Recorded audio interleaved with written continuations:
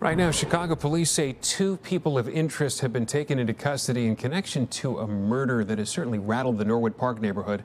The 63-year-old victim was found dead and bound in his basement over the weekend. NBC5 has more on what we're learning about the victim and the possible motive and suspects.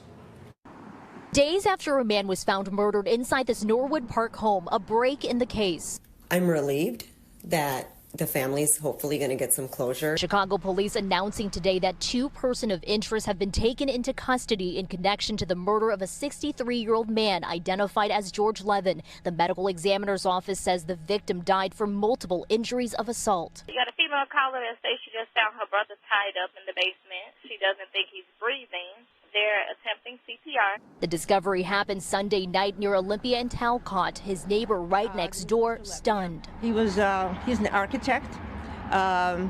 He had lost his partner. He moved in here with his sister and his mother, who owned the house. And they actually refurbished the whole basement. Chicago police still have not released any details about the case or a possible motive, but the alderman here telling NBC5 detectives believe this was not a chance encounter and that the suspects may have searched through or taken some of his stuff. Originally, our fear was this was a random act of violence or a home invasion, and then we found out that it wasn't.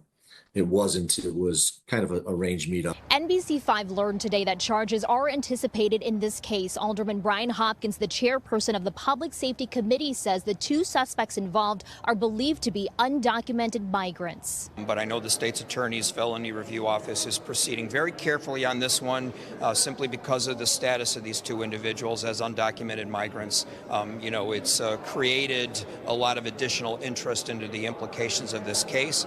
So the state's attorney is proceeding judiciously and slowly for good reason. So we will await the charges. Vi Nguyen, NBC5 News. Thanks to Vi.